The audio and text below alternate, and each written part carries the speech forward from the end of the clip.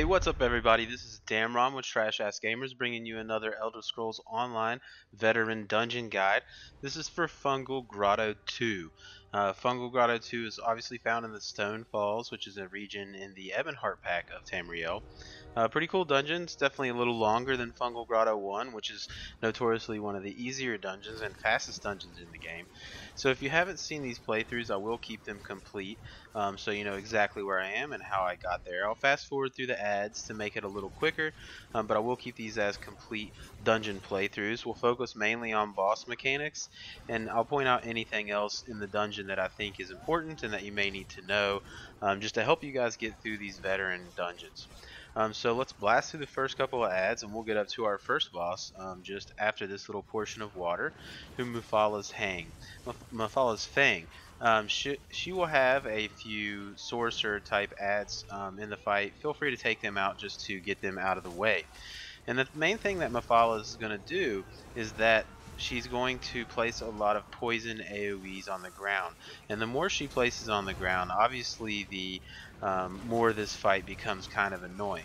Now I will point out, as you just saw there, when you kill the ads or anyone on your team goes down, she will feed on them and restore some of her health, and you can interrupt that by just bashing her. So if she does start to feed on someone, just go ahead and get that bash to stop her from gaining some health back. And then other than that, you really just need to stay out of the poison AoEs that she lays down. Now, being in them momentarily won't cause a lot of damage, but if you are just standing in there, I assure you that it will kill you.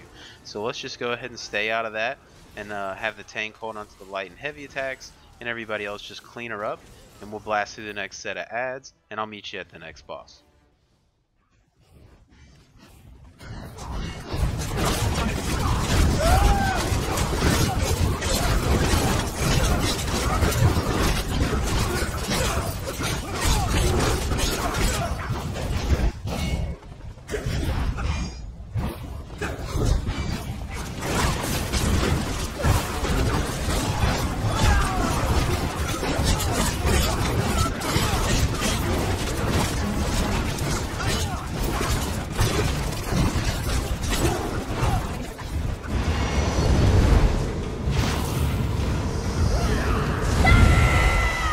Alright, so next up, Gamyne Bandu, or Gamyne Bandu, I'm not really sure. This is actually a pretty tough fight for one of the base game dungeons, and this is where a lot of people will lose their death runs on this fight. So first off, one of the things he'll do is he'll create a tether between two players. And until that tether is broken by those two players separating a large distance, it will steadily bring down their health. So if you get a tether, you and the other player that are tethered need to separate to dissipate that tether. And then the second thing that Gamyne will do is he will basically walk one player onto the ground. There'll be 4 spirit forms, as you see me getting chained here. 4 spirit forms in each corner. Now what the other players need to do is basically attack one of the spirit forms. Don't worry about attacking all of them, just attack one. And when that spirit form dies, the person that is chained will come back to life. And if you don't do it quick enough, a sword will touch the player that's chained and they will instantly die. And that's where a lot of the no death runs will dissipate right there. Now twice in the fight, Bandu will disappear and have some spirit forms come in, and you'll need to kill them in order to bring her back. So here you can see me chained again. For some reason it kept chaining me, and you see that little sword coming down. If that sword reaches that player, that's an instant death. So the other players need to pay attention and get one of those spirit forms down as fast as possible. And that's really all the mechanics to the fight. Just kind of bang out that boss, and let's get moving.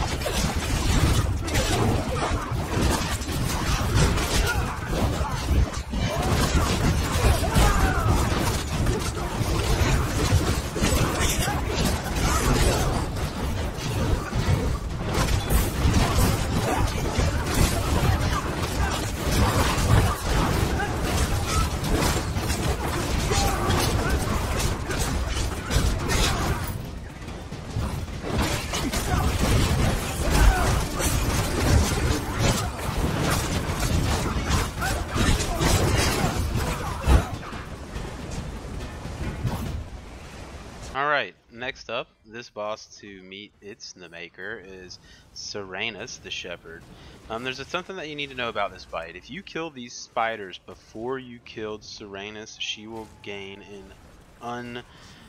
just this huge damage shield. You're only going to be able to hit her for like 200 damage, and it's going to make the fight take forever.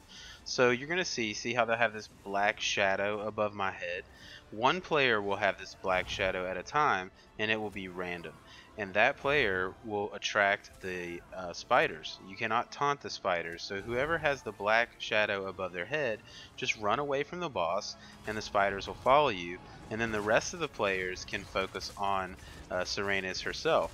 But the problem is a lot of people just try to burn down the boss, and then you end up killing the spiders. And if you do that, she will have a huge resistance, and you will not be able to do that much damage to her, and the fight will take forever.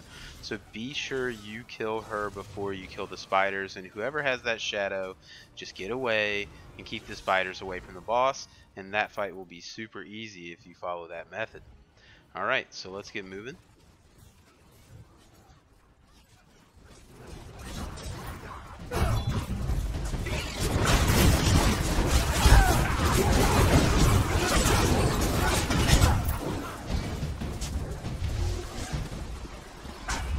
Alright, the next foe to meet her demise is the spawn of the Mephala, very similar to the Spider Daedra boss that you're going to fight in Spindle Clutch, and Spindle Clutch attacks are actually very similar.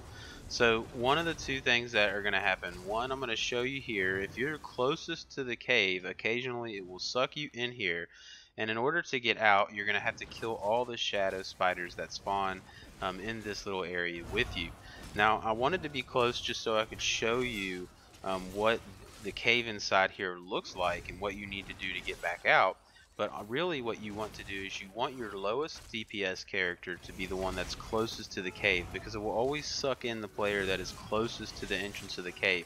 So you want your lower DPS of the 2 or 3, if you're running 3 DPS, to be near the cave so they get sucked in, and you can maintain your higher DPS outside with the boss. So we're going to clean up these few bit of spiders in here, and then we're going to go back outside to fight the spawn of Mephala herself. Now when you're out there, another thing that you need to be aware of is from the cave will be this beam of light, and it'll kind of randomly go around the map and sometimes track a player. You definitely want to stay out of that. If you get touched by it, you need to roll dodge out of the way, because that will certainly cause a blast radius that can kill you. And as for the spawn of Mephala's attacks herself, she will do a similar spit to the Spider Daedra in Spindle Clutch. And you can roll dodge that spit, but unlike Spindle, that attack will not really kill you in one shot. It will knock you down and certainly do some damage, but it's not going to do enough to kill you. The thing that's going to kill you is her AoE that she generates, which is almost the shadow type damage. It's going to start from her expand out, and when it releases at max radius, it's a little explosion of damage, and that can certainly kill you if you're a glass cannon and you don't really have too much health. So make sure you step back out of that. Here's the spit attack, which I don't dodge, and as you can see, that didn't really do too much damage. It just knocks you down and causes a little annoyance. So other than that, she'll do her light attacks on the tank as always. Just maintain your DPS, keep your lower DPS closest to the cave, and then you can wipe her up no problem. So we're going to finish off the spawn of Mephala, and we'll get moving.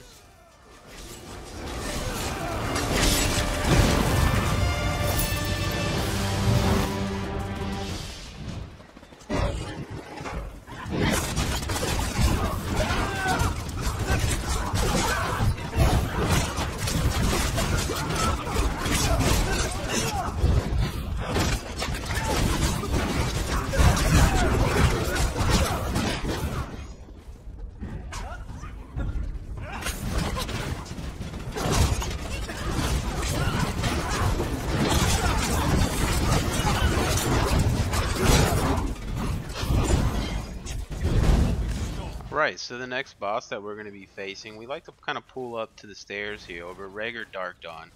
He will do a small AoE that doesn't really have a big radius on it, that you can certainly easily stay away from.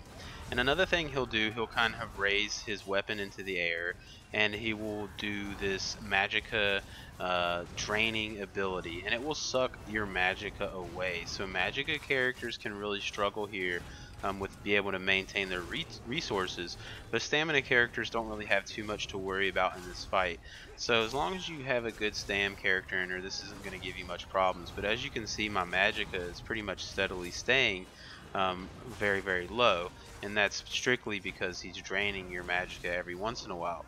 And there's his AoE that I was talking about, just a circular swing of his weapon. Doesn't cause too much damage, and he doesn't really particularly have too much health, so you're not going to have too much problems with him. Just clean him up, and let's go grab the husk and get moving.